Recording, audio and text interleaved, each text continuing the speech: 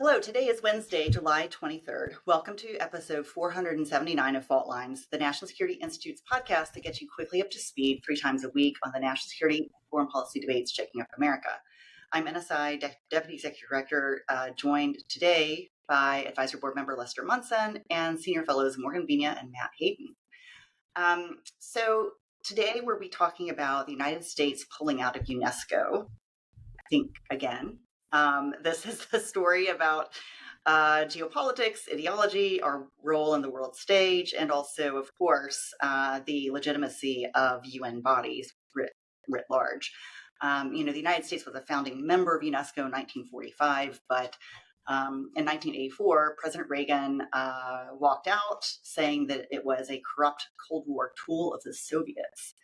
Fast forward to the Bush administration, George W. Bush administration, we re-entered this body in 2003 with a bet on reforming the United Nations and leading from within the body itself. In 2011, UNESCO voted to admit Palestine as a member, sparking an immediate funding freeze under the Obama administration. And then President Trump in 2017 went for a full U.S. withdrawal, citing persistent anti-Israel bias. In 2023, Biden rejoined and warning that China was filling a vacuum and setting standards for topics like education, technology. So now, as of this past week, the Trump administration has officially said that we are heading for the exit again. It'll be fully effective December 2026. So let's start with you, Morgan. Can you tell our listeners why should we care about this? Sure. Yeah, Martha, I think this is a really interesting take that the Trump administration has pursued here.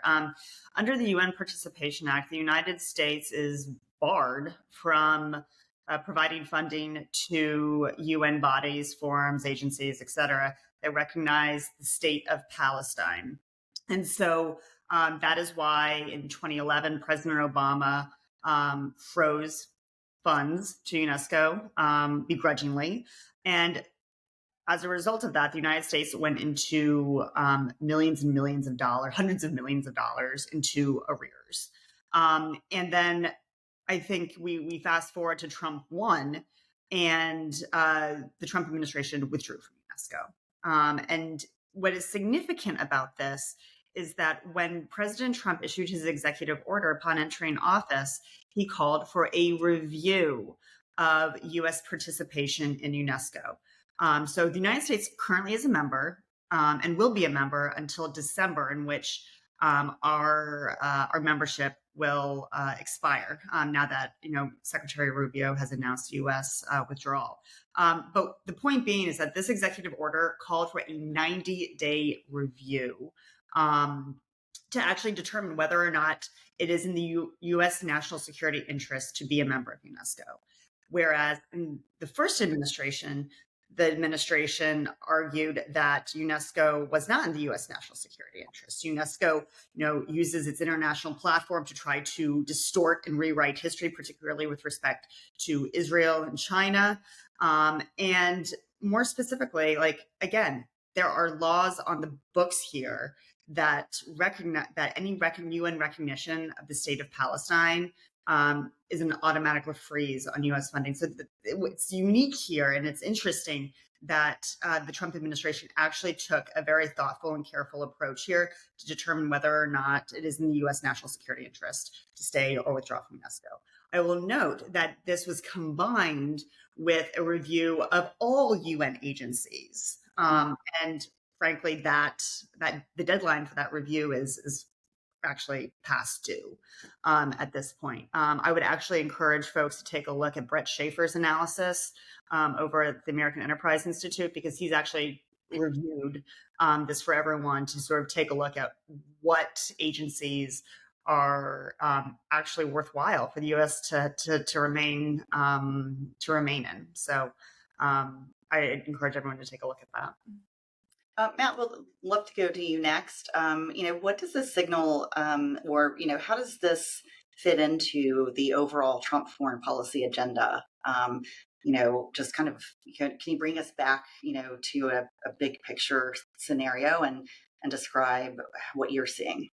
Yeah, the challenge that the Trump administration has with a lot of these UN bodies is that it's politics by groupthink to the way they observe a lot of the ways that China and our adversaries inject a strain of understanding on the global front that they don't agree with. And so, whether that be the Israeli Palestine conflict or whether that be the challenges across what is deemed cultural property or counterterrorism sales or things of that nature, uh, there's a time and a place in which this administration feels that it's got a good grip on what those things are and how it can regulate it outside of the need of this particular body.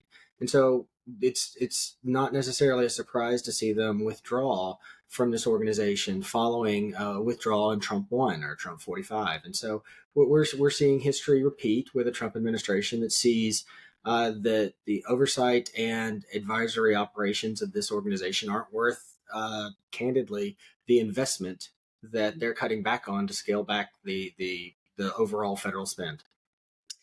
Lester, I'd like to turn to you.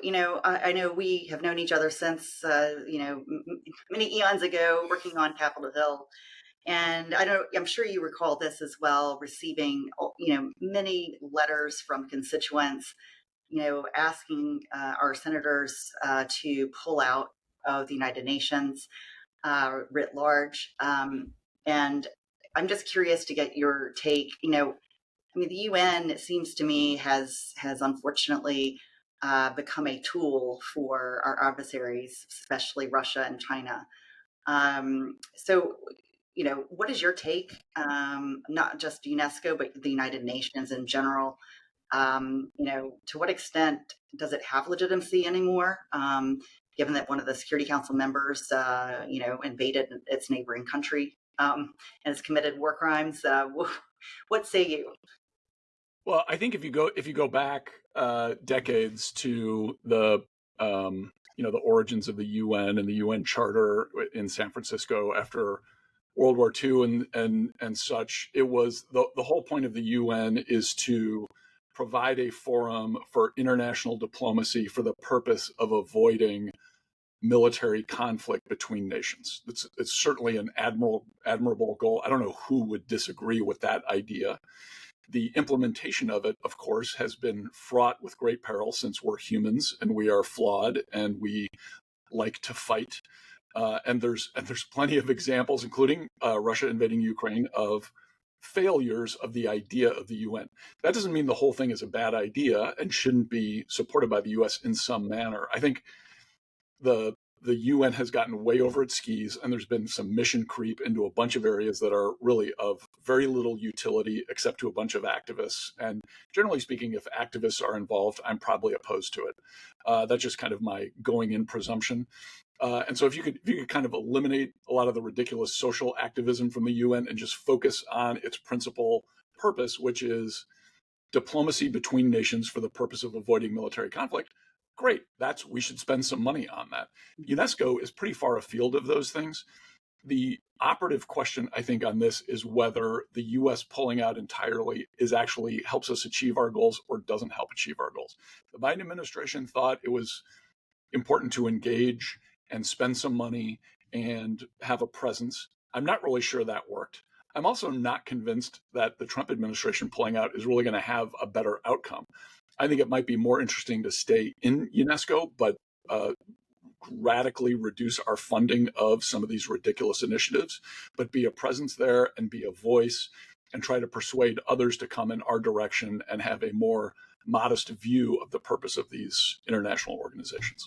Yep, Martha, I'll just chime in again here and just add on something that's, I think, related to this conversation, and that is, while I applaud the Trump administration for withdrawing the United States from UNESCO, I would note that it has been 7 months and we still do not have a U.S. permanent representative to the United Nations.